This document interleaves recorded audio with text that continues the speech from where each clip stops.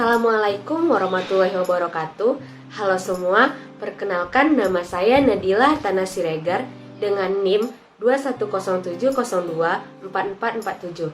Saya mahasiswa dari Universitas Riau, jurusan Teknik Kimia, program studi D3 Teknologi Pulp dan Kertas angkatan 2021. Pada kesempatan kali ini, saya akan menjelaskan mengenai proses pembuatan SO2.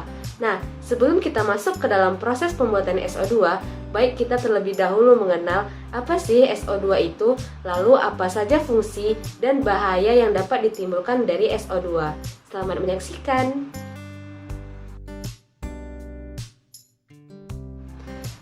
SO2 atau sulfur dioksida adalah salah satu spesies dari gas-gas oksida sulfur. Gas ini sangat mudah terlarut dalam air, memiliki bau namun tidak berwarna. SO2 dan gas-gas oksida sulfur lainnya terbentuk saat terjadi pembakaran bahan bakar fosil yang mengandung sulfur. SO2 dapat berfungsi sebagai agen pereduksi, agen pengoksidasi, pengendali pH, sebagai pemurni, pengawet, agen penyembuh luka, dan agen pemutih. SO2 ini juga dapat digunakan sebagai pendingin, fluida transfer panas, dan pelarut selektif. Gas SO2 ini bersifat korosif, beracun, dan berbahaya bagi kesehatan, seperti dapat mengakibatkan iritasi sistem pernapasan dan menyebabkan peradangan dan penyempitan saluran udara, yang menyebabkannya kesulitan bernafas. Paparan jangka panjang dapat menyebabkan penurunan kapasitas paru-paru.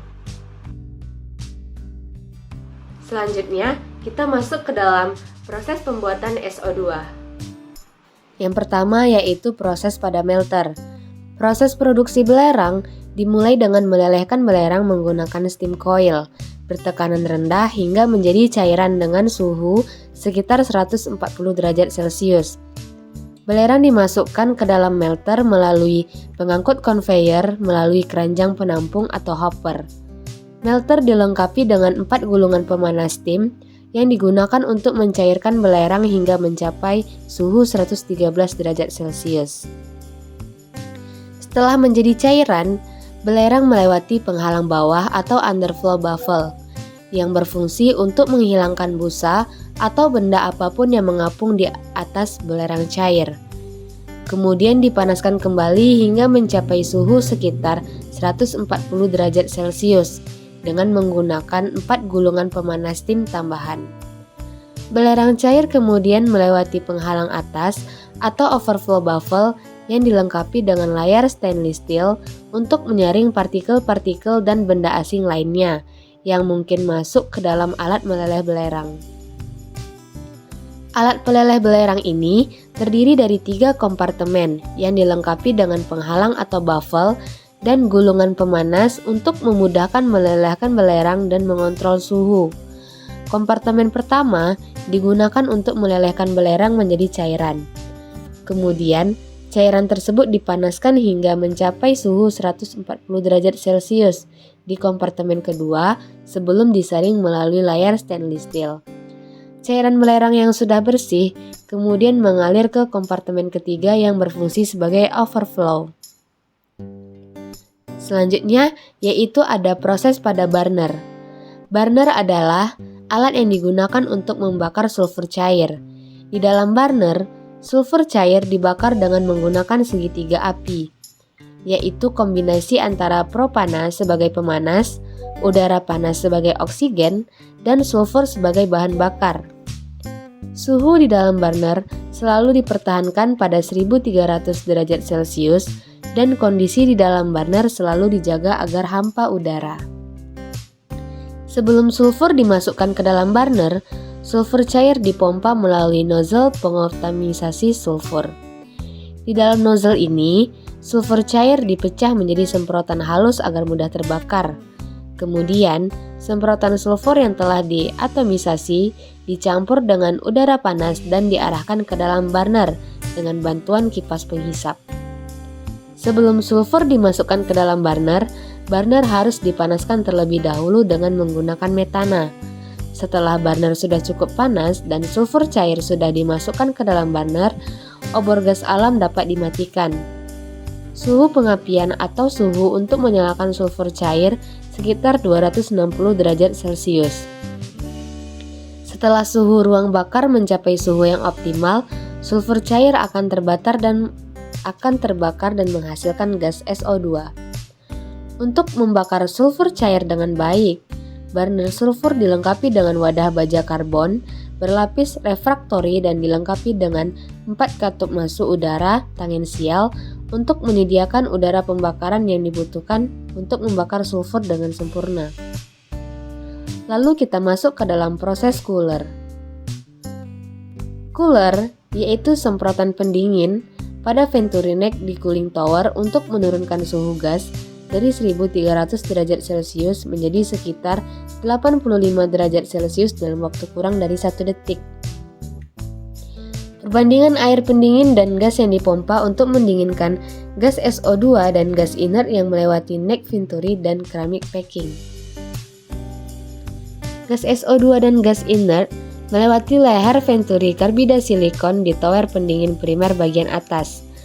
Air pendingin disemprotkan secara bersamaan untuk menurunkan suhu gas dari 1300 derajat Celcius menjadi sekitar 85 derajat Celcius.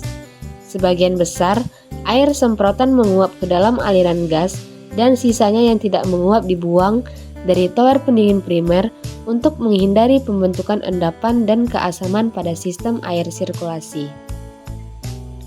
Gas kemudian melewati bed bahan packing keramik di tower pendingin kering kedua untuk mendinginkan gas SO2 menjadi 45 derajat Celcius dengan semprotan air pendingin. Air pendingin dari tower pendingin sekunder bawah dipompa kembali ke cooler untuk digunakan kembali. Air pendingin yang mengalir terus-menerus dari pompa tower pendingin sekunder menuju nozzle cadangan tower pendingin primer. Air dari tower pendingin primer dan sekunder kemudian dibuang melalui wirebox dan kemudian melalui turbidity meter untuk mengukur kecerahan air sebelum dibuang ke saluran pembuangan. Lalu masuk ke dalam proses pada adsorber. Absorber adalah alat yang digunakan untuk memisahkan SO2 dari gas pembakar lainnya seperti oksigen dan nitrogen. Gas masuk dari bawah dan melewati lapisan plastik polietilen yang dicuci dengan air dingin. SO2 yang mudah larut dalam air akan terlarut dan mengalir ke dasar absorber. Aliran air SO2 yang dikembalikan dan air dari pembersih air di dalam absorber juga digunakan untuk mengontrol kekuatan larutan SO2 saat proses startup dan shutdown. Gas sulfur kemudian melewati lapisan absorber atas dan dicuci dengan air dingin sebelum dilepaskan ke lingkungan melalui cerobong. Proses ini membantu mengurangi emisi SO2 ke udara. Dan ini adalah proses terakhir yaitu penyimpanan di dalam storage system. Sistem penyimpanan air SO2 ini terdiri dari sebuah tangki yang terbuat dari bahan stainless steel dengan kapasitas 50 meter kubik. Tangki ini dilengkapi dengan lapisan insulasi yang berfungsi untuk menjaga agar suhu dari larutan SO2 tetap rendah. Hal ini perlu dilakukan untuk mencegah terlarutnya SO2 dari dalam larutan. Jika suhu terlalu tinggi, maka SO2 akan menguap dan tidak efektif lagi. Selain itu, sistem ini juga memiliki jalur daur ulang yang menghubungkan saluran pompa dengan jalur tangki penyimpanan. Hal ini bertujuan agar pompa dapat dipelihara selama periode konsumsi solusi belerang yang rendah.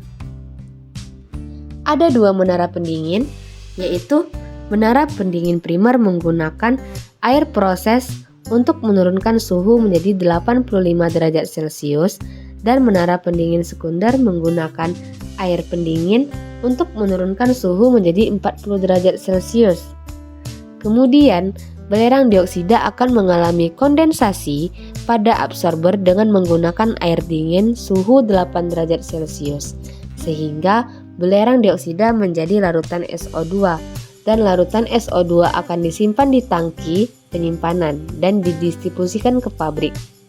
Gas SO2 akan masuk ke scrubber, di mana dalam scrubber bereaksi dengan NaOH untuk membentuk Na2SO3 sebelum dilepaskan ke atmosfer.